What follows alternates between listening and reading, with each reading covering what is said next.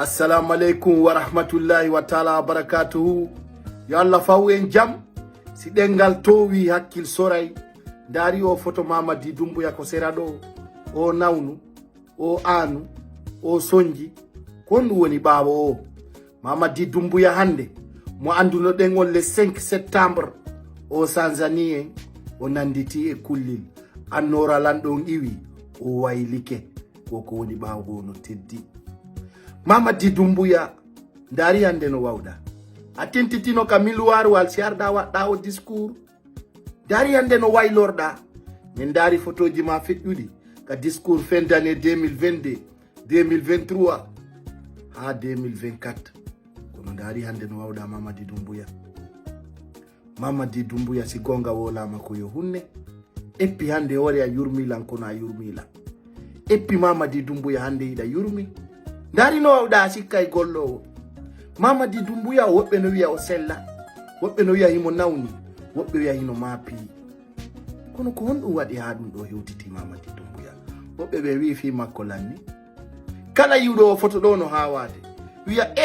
dari Mamadi Doumbouya dari mo hande min gon do Mamadi Doumbouya yurmilan oɗo no handi e wallitede si o faabaka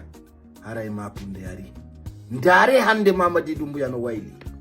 photo makko no jondinire ka groupe uji WhatsApp ka Instagram ka messenger ji ka Facebook ji ko yaruɗa o hande ko video Mamadi Doumbouya e photo makko na jindinede awa tagaɗo si wawi yo waɗu doy ala ko mari dole ɓuri dole Allah den hande Mamadi Doumbouya no mari dole eltade den fof kono ɗum haɗali yeso makko ngon waylo woɓɓe wi ko golle bonɗe ɗen woɓɓe wi ko halda hunnaka kon woɓɓe wi o memi ka o duwaka memude o kala no wolude ko dañƴini ay mi yi Mamadi Doumbouya ko gonɗi ari ka gite am yurmede wallahi Mamadi Doumbouya hande yiɗa yurma guinée yimɓe ɓe wonɓe ma puusude e ko boni ɗo ɓe hino lorrude ɓe hino lorrude ma ɓe hino lorrude guinée ɓe simiji toto no yurmetenoma Mamadi Doumbouya hande sa wattani la yurmi ay mi yima ɗo wallahi mi meeɗa ɗuɗude wiide yiɗa yurmanmi kono hande a yurmila hande ɗa handi e ballal la hawla wala quwata illa billahi ndare Mamadi Doumbouya kono woni Allah jama ndare o ka commentaire ji mon lande to ɗon ɓuri ɓe gandude ko on ɗum hewtiti Mamadi Doumbouya siko hakkeni hara yoni